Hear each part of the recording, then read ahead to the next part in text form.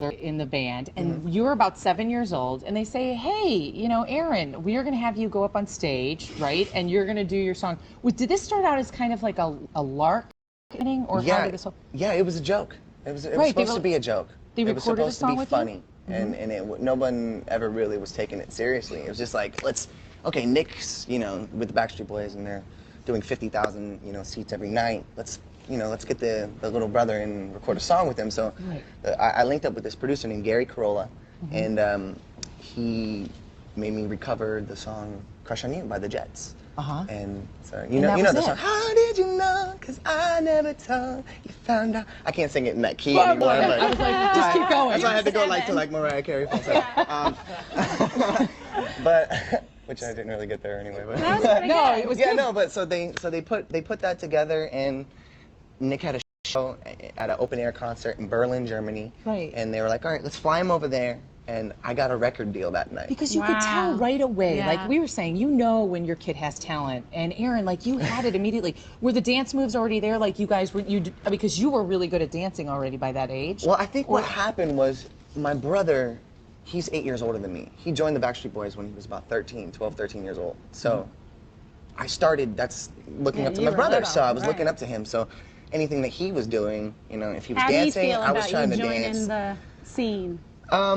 I don't know. I mean, who knows? I mean, we're brothers and we're in the same industry, and it can become controversial. I love how she at times. I go right to the doctor. Right? She's Dr. Laura Berman, so she's going to analyze the relationship. Well, I can imagine, like, you're, part of the Backstreet Boys. You've got it all going on, and here comes your little brother who like steals the show. Well, it's funny that you say that because apples go flying. No, it's funny that you say that because Nick was never really like entirely comfortable with me, becoming a solo artist, because Nick being in a boy group, he wanted to stem off and be a solo artist, but he ended up staying with the group and just kind of sticking with that. And even on my third solo album, they were promoting my brother's solo album on my album. Is that wild? And then he started coming and singing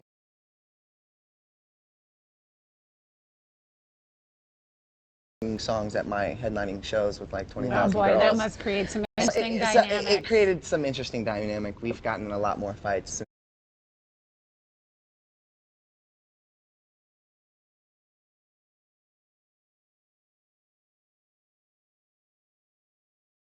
Right. But it worked out. It worked out for everyone. We have a brother-brother relationship. Right, right. Okay, we got to talk about you being in town with Market Days. You haven't been in tour for like 8 years. You talked about this being really nostalgic. So what can Chicagoans like expect? What are you going to be doing at the show? Well, I just got off of tour for 100 dates.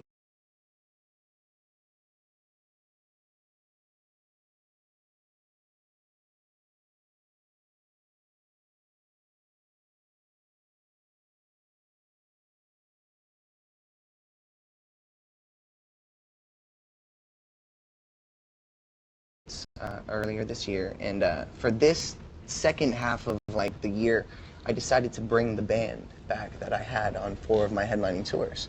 So, and there's 3 of them that are like, older funk black musicians, and these guys basically raised me too.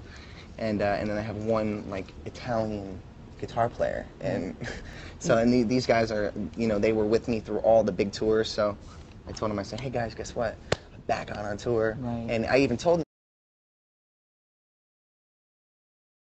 in the last few years, I'm like, I'm going to try my best to get back out on tour, and as soon as that happens, I'm bringing you guys with me. That's awesome. So I got them back, and then we're going to be performing Saturday. We actually